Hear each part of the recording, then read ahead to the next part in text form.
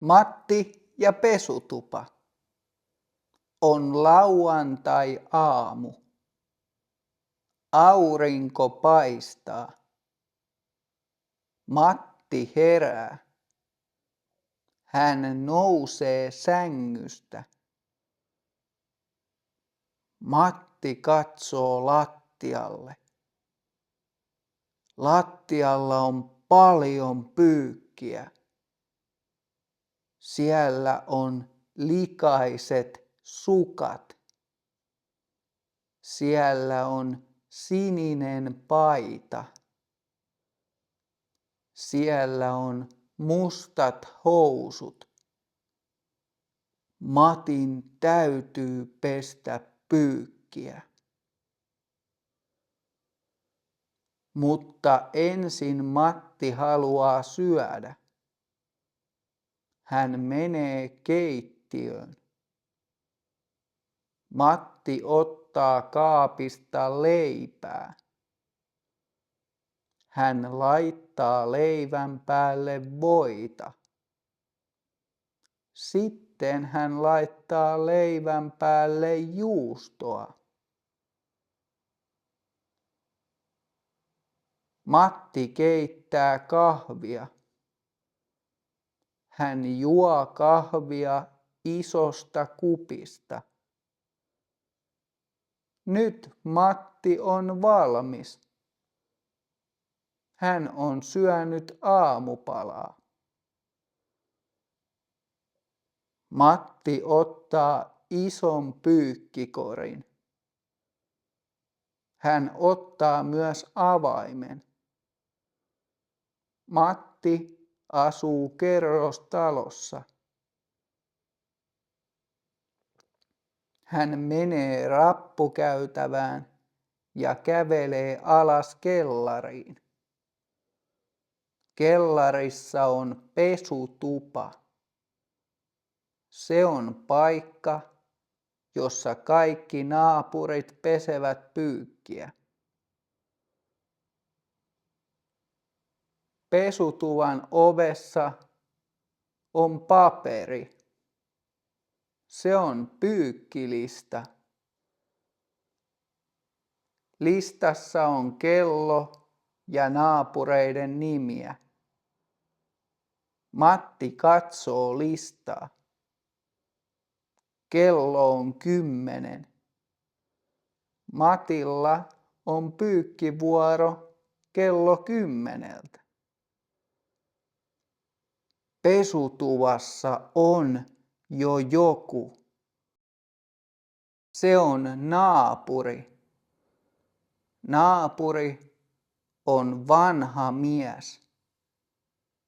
Naapuri hymyilee. Moi! Onks tää sun vuoro? Moi! Joo. 10:12. Selvä homma. Mä otan nää mun kamat tästä pois. Kiitti. Naapuri lähtee pois. Nyt Matti on yksin pesutuvassa. Hän avaa pesukoneen. Hän laittaa koneeseen sukat, paidan ja housut. Sitten hän ottaa pesuainetta. Hän kaataa pesuainetta koneeseen. Matti painaa nappia. Kone käynnistyy. Vesi virtaa koneeseen. Matti on tyytyväinen. Hänellä on puhdasta pyykkiä 2 tunnin kuluttua. Hienoa! Ymmärsitkö tarinan? Katsotaan nyt yhdessä, mitä Matti ja naapuri sanoivat. Suomessa ihmiset puhuvat usein eri tavalla kuin oppikirjassa. Naapuri kysyi Matilta, onks tää sun vuoro? Kirjakielellä me sanomme, onko tämä sinun vuorosi? Mutta puhekielellä me sanomme usein vain onks ja sun. Se on nopeampaa ja helpompaa. Naapuri sanoi myös, mä otan nää mun kamat pois. Tämä tarkoittaa, minä otan minun tavarani pois koneesta. Sana kamat on puhekieltä ja se tarkoittaa tavaroita, esimerkiksi vaatteita. Se on todella yleinen sana. Kiitti. Se on lyhyempi kuin kiitos. Voit käyttää molempia, mutta kiitti kuulostaa usein rennommalta naapurin kanssa. Kysymys 1. Mitä Matti laittoi leivän päälle? A. Ketsuppia. B.